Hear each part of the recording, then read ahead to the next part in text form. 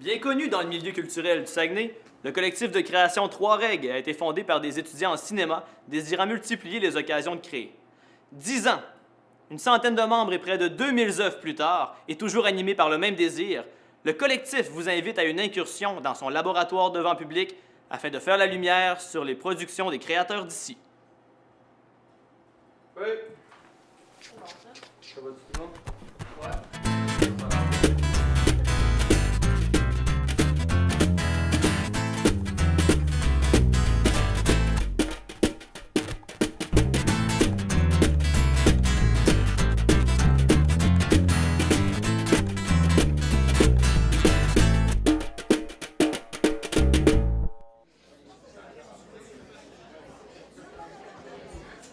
OK, Trois Règles, je vous ai écrit une petite histoire, il faut suivre. C'est linéaire, c'est léger. Donc, le manoir. L'affreux gris pâle des murs de la salle des loisirs, l'entretien dégueulasse des chambres de bain, les omelettes caoutchouteuses servies au petit déjeuner, le rouge à lèvres sur les dents de la réceptionniste. Voilà le genre de sujet pouvant nourrir des heures de discussion entre les deux aînés. Habituellement, les propos s'enflamment rapidement et M. Tremblay ne reste pas assis bien longtemps. Il est du genre théâtral, à exagérer ses mouvements, à se gueuler le dentier, à s'échapper du café sur les pantalons. Mais ce matin, il se montre plus distant, angoissé, et se contente de bavarder passivement en regardant par la fenêtre. « Coudon, Arthur, tu m'écoutes-tu? »« Ah ouais, excuse-moi. C'est parce que j'attends de la visite. » Une réponse qui semble suffire au bonhomme du four, qui poursuit son inépuisable monologue. Être écouté ou pas, voilà le moindre de ses soucis. M. Tremblay, visiblement ailleurs, porte à nouveau son attention vers l'extérieur. Il y fixe le décor triste d'un hiver qui se meurt.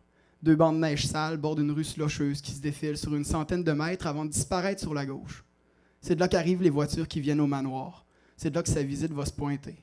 C'est d'ailleurs de là qu'il était lui-même arrivé il y a de cela près de 2 ans. 14 avril 2011. Il s'en souvient comme si c'était hier, comme si c'était aujourd'hui. On l'avait accueilli par les grandes portes en lui promettant confort et quiétude. Évidemment, ce déménagement forcé l'avait rendu furieux. Il préférait mourir que d'être parachuté dans ce foyer minable. Ses enfants le disaient pessimiste. « Voyons, Pat, tu vas voir, le manoir, c'est quand même moins pire que la mort. » L'humiliation, la colère. Il aura fallu un temps avant qu'il ne leur pardonne. C'était leur faute, cette fatalité, cette finalité amère. Ses enfants l'avaient enterré avant le temps. Remuer ses souvenirs allonge l'attente. Le rêveur s'efforce donc de s'évader dans des pensées plus légères. Stratégie qui semble fonctionner puisque l'horloge indique maintenant midi. D'ailleurs, il ne devrait pas tarder. « On va fumer une cigarette dehors. Venez-vous avec nous, M. Tremblay, je vous l'offre. » Madame Beaulieu sort le vieillard de ses songes sans avertir, le faisant bondir de son fauteuil. « Fleurette, vous allez venir à bout de moi en me faisant faire le saut de même. »« Non, merci, je fume pas. » Ce n'est pas la première fois qu'il le lui rappelle, mais Madame Beaulieu a le court terme brisé. Si sa mémoire lui fait défaut, sa vision semble juste puisqu'elle s'éloigne en ajoutant « Parfait alors, par ailleurs, c'est un bien bel accoutrement que vous avez là. » L'homme la remercie, non pas sans rougir, et jette lui-même un regard à sa chemise. Unie, couleur marron, parfaitement repassée et boutonnée, elle donne l'impression d'être une taille trop grande. Il faut dire que les années ne l'ont pas épargné. Sa carrure arrondie, sa peau froissée. L'élégant personnage qu'il était a été chiffonné par la vieillesse, et sous le marron uni, on décèle un corps maigre et fragile. L'après-midi s'étire lentement. Bientôt 15 heures. Le mot s'est passé dans la salle des loisirs et M. Tremblay reçoit quelques sourires de compassion qui le font brûler de rage. Ils vont venir, voyons. Tous ces fouineurs qui l'entourent, de vieux séniles mis au placard, les voilà qu'il jalouse de ne pas être un oublié, comme eux. « Monsieur Tremblay, j'ai de la malle pour vous. » Cette fois, c'est une préposée du manoir qui l'accoste avec un sincère sourire. Elle tend à l'homme une lettre et retourne à ses occupations. M. Tremblay frissonne, ni de froid, ni de maladie. Dans l'enveloppe, il trouve une carte sur laquelle apparaît une bougie et un gâteau. Il essuie les larmes qui glissent sur ses joues fatiguées avant de l'ouvrir et d'y lire « Bonne fête, Arthur, de toute la famille. »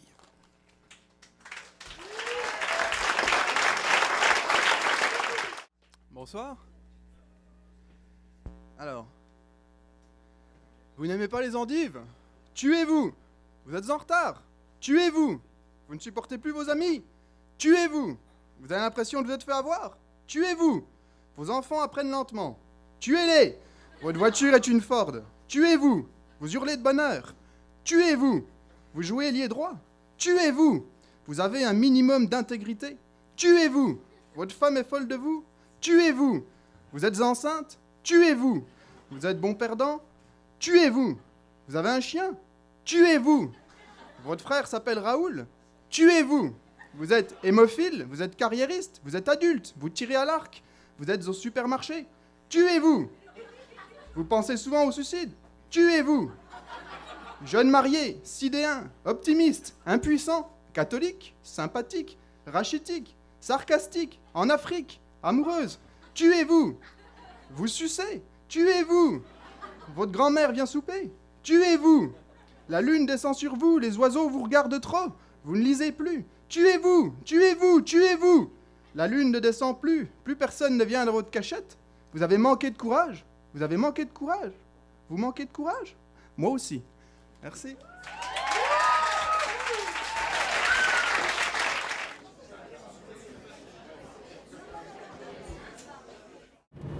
Soyez originaux, les artistes. Pensez un peu au lieu de chialer puis de demander encore plus de notre argent. Je t'écoutais.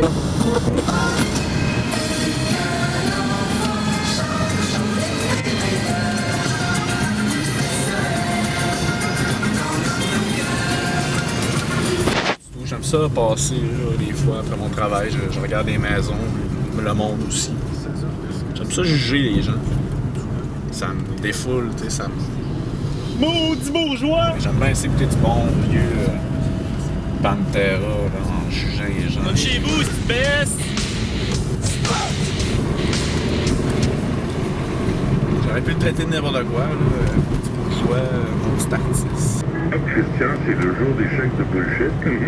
Les facteurs vont être agressés dans les halls des HLF. Puis ça va être une très grosse journée pour les taxis. Saint-Hubert Barbecue. Ouais. Les restaurants qui livrent. J'adore la musique. Je suis un gars de culture. Je fais vivre la culture à Québec. Je trouve tellement qu'on est rendu prévisible ici. Je Ben trouve oui. ça triste, puis je suis persuadée que... L'intégrale super.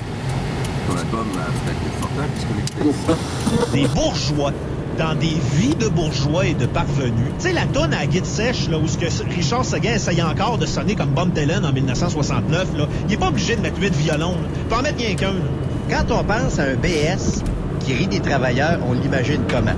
On l'imagine assis sur son terrain, en train de prendre une grosse bière et qui salue le travailleur qui marche avec sa boîte à lunch dans la rue qui revient de travailler. Est-ce que tu me confirmes qu'il est assis sur ce qu'on appelle un casseau de berlingot de lait? Son chandail est plein de trous pis il est pas Il a une propre. calotte et il a une grosse bouteille de bière.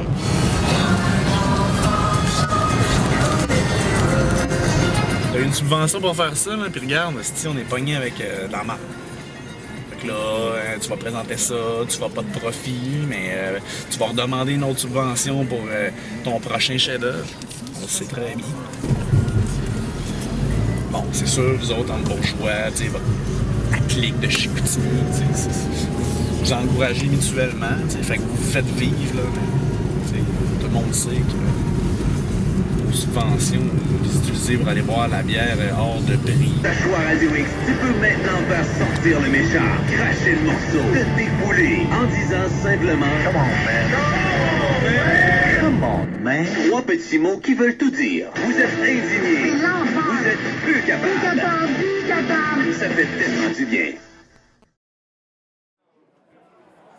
Tabarnak! Je t'haïs, man! Toi, tu me fais ça encore! Tabarnak! Toi, hostie que je t'haïs! Tu me fais tout le temps ça à ta fête! Tabarnak que je t'haïs! Toi, tu me fais ça à soir, man! Le jour de ma fête! Tabarnak!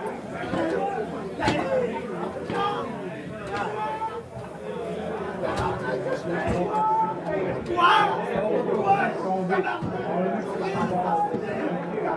Il y a pas laissé le cochon là-dedans, mais que la tête, c'est ça dans le Toit.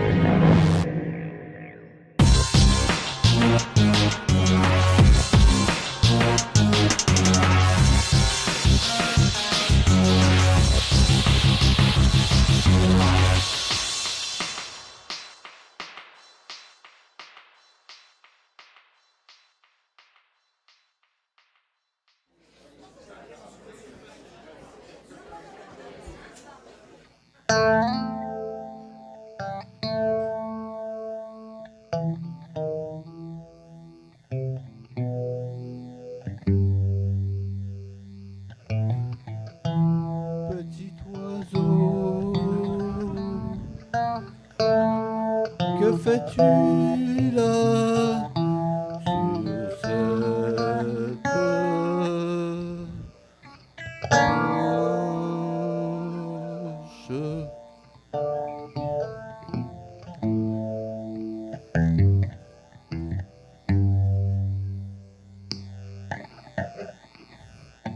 Et l'oiseau de répondre.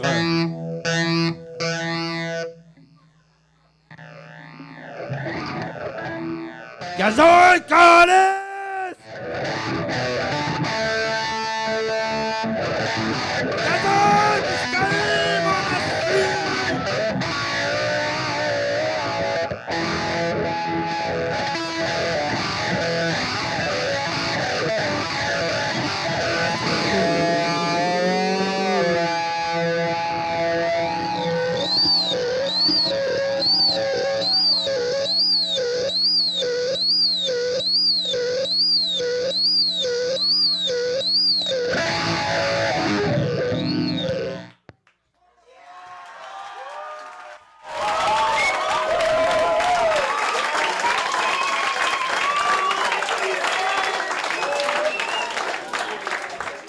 Salut!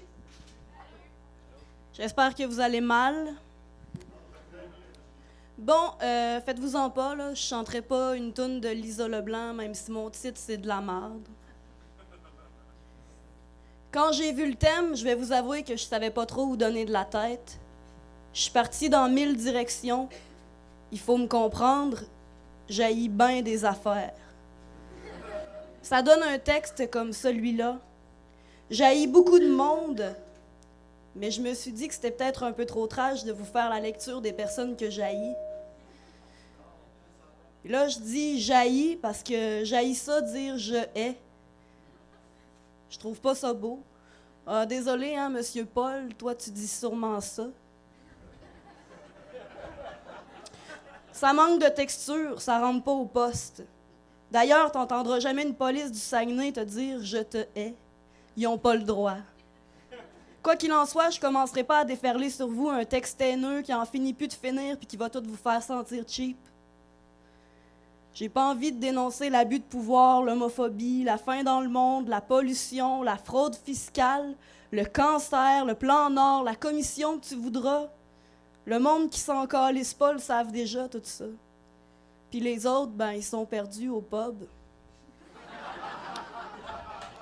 Vous pensez sûrement que je juge trop vite, que je mets mes œufs dans le même panier, que je généralise, que je suis pas subtile, que mes mots ensemble, ils font pas de la littérature.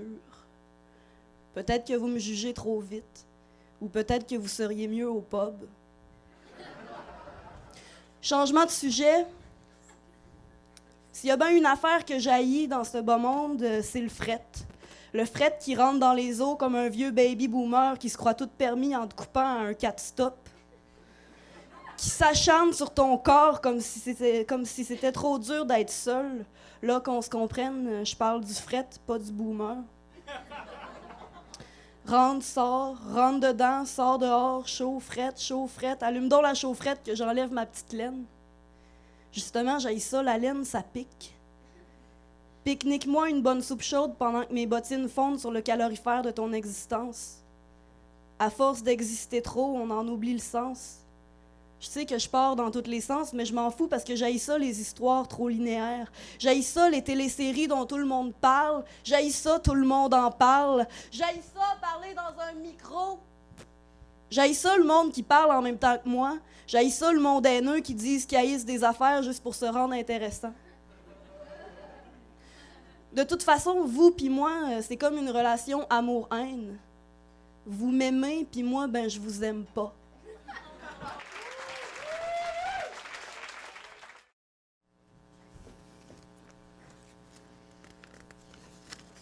Même si en français c'est féminin, je trouve que c'est un mot qui ne devrait pas avoir de genre.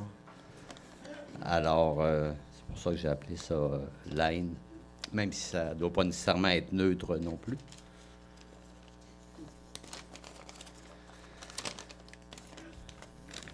Laine. Pour laine, c'est pas le choix qui manque. Laine, c'est Monsanto et ses OGM, c'est BP et tous les autres et leurs déversements de pétrole et de produits toxiques un peu partout. L'Inde, c'est un 7e continent de plastique qui se promène dans l'océan Pacifique. C'est la couche d'ozone qui mange sa go à tour de bras. L'Inde, c'est des milliers d'enfants qui s'intoxiquent dans des usines pour qu'on puisse avoir sous la main le dernier téléphone intelligent. Je préfère les téléphones stupides. L'intelligence des téléphones est souvent inversement proportionnelle à celle de son utilisateur. L'Inde, c'est moi, c'est nous. Mais c'est surtout le capitalisme sauvage et sa mondialisation. Et toutes ces grosses poches qui s'engraissent encore plus sur le dos des plus démunis. L'Inde, c'est un gros hernie inguinal sous le bedon de la planète. Hernie, soit qui mal y pense, mais un jour, ça va prendre une opération.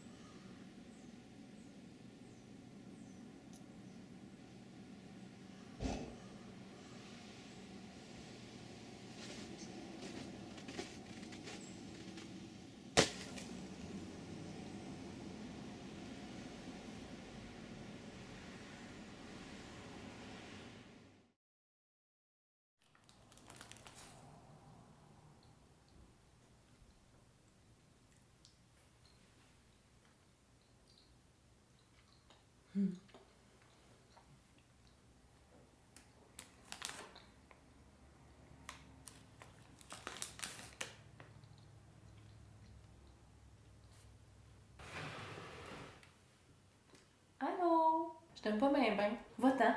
Je veux que tu meurs. Meurs, salope! Meurs! Meurs! Meurs!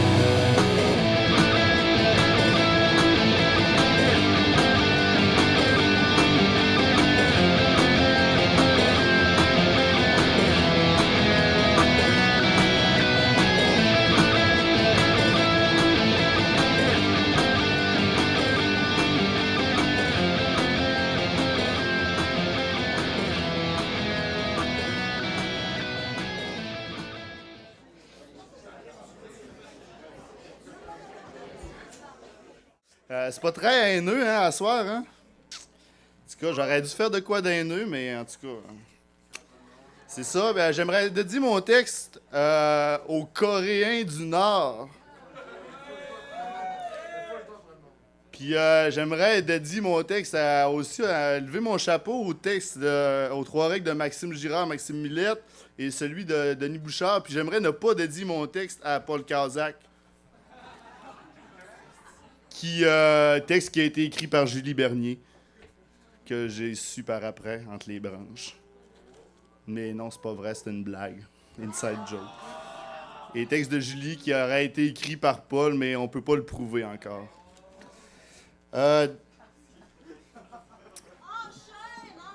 Non, c'est mes introductions. J'ai 5 minutes, puis mon texte, il en dure pas plus que 2. Fait que je prends mon 5 minutes, OK? Merci.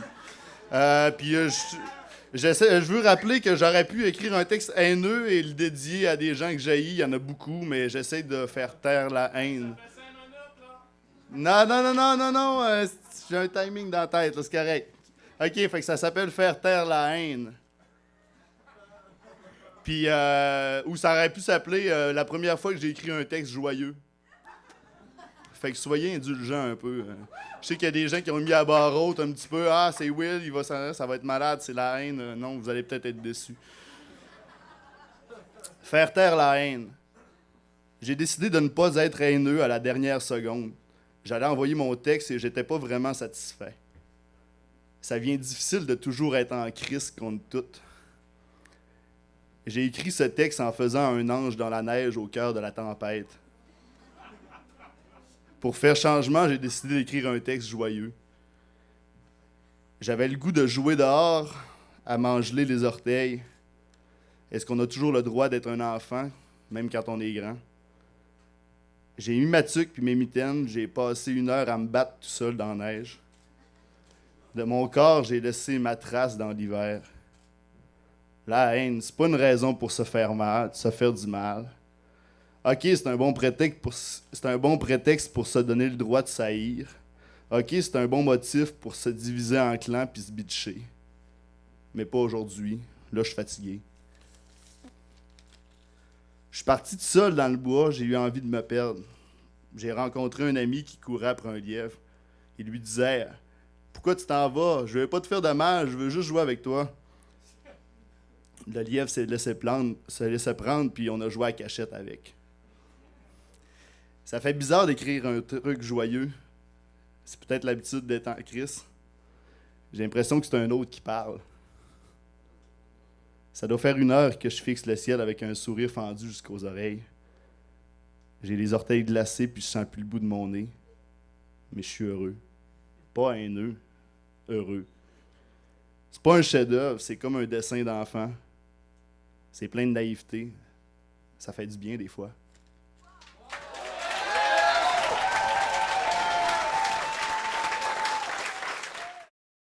Ça s'intitule Haïr et c'est un texte dédié. J'haïs ça quand tu fais frette. J'haïs ça quand j'ai mal partout. J'haïs ça quand mon char brise. J'haïs ça quand je dors pas assez. J'haïs ça quand c'est le bordel chez nous. J'haïs ça quand je travaille demain. J'haïs ça quand mon ordinateur plante. J'haïs ça quand ça pue.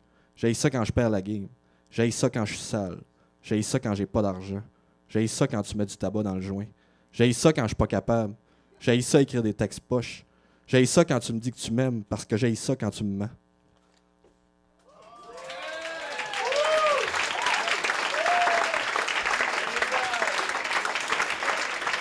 Alors, merci beaucoup d'avoir été parmi nous pour cette première émission de 3 règles sur les ondes de MaTV. On se retrouve dans 2 semaines pour une prochaine soirée sur le thème 1000, le 26 février. Alors, sur ce, bonne soirée.